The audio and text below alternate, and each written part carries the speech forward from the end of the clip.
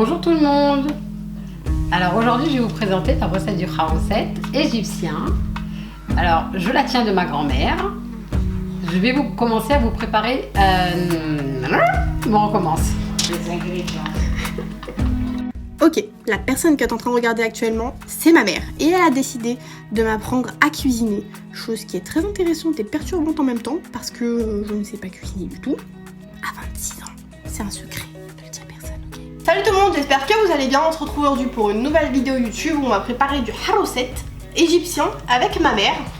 Hello, bonjour tout le monde. Voilà ma mère. On va commencer à faire les ingrédients. Qu'est-ce qu'on fait? Alors, on va commencer par les dates. Alors, les dates. Combien de dates? il faut à peu près, on va dire 500 grammes de dates, oui. Okay. Alors là, j'ai des dates Medjool, c'est un peu du luxe. Normalement, c'est pas nécessaire, ça va être juste des dates normales, ouais. D'accord. Donc on va mettre les dates dans la casserole. 100 grammes de dates, donc pour okay. 200 grammes de raisin noir.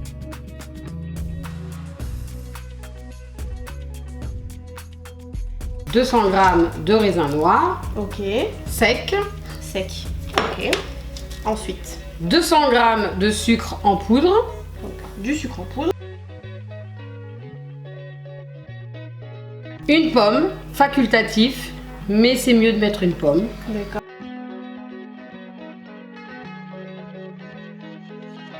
Il y en a certains qui mettent aussi un peu de vin rouge, mais moi je n'en mets pas pour cette recette. Ok, après, qu'est-ce qu'on fait? Alors là, on va couvrir d'eau. Quand c'est dans une casserole, on couvre d'eau, d'accord? Si vous faites ça dans une cocotte, à ce moment-là, vous la couvrez pas complètement, sinon ça va être beaucoup.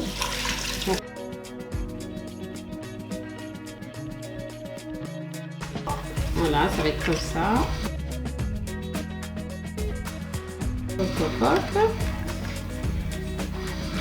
On allume. Ok. On va laisser porter à ébullition, puis on va baisser le feu et laisser mijoter jusqu'à que l'eau soit complètement absorbée. Et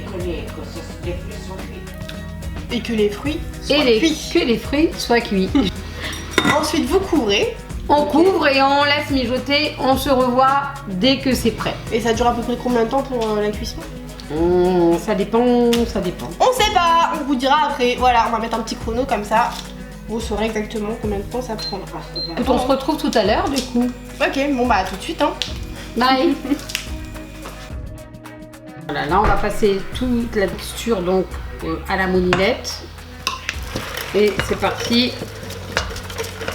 Je mélange. Je mélange. Alors,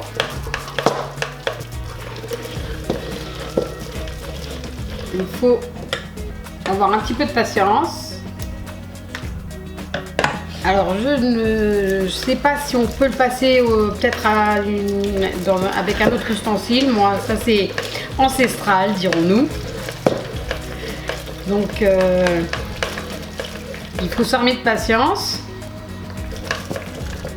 et mélanger.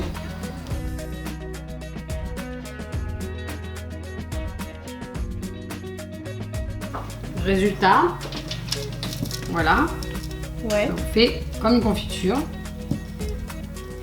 Alors a priori il y a deux écoles, soit si vous la trouvez bien comme ça, vous la laissez comme ça. Si vous voulez, vous pouvez aussi la refaire mijoter un petit peu pour qu'elle soit un petit peu plus consistante. C'est okay. Au choix. Et voilà, c'est terminé.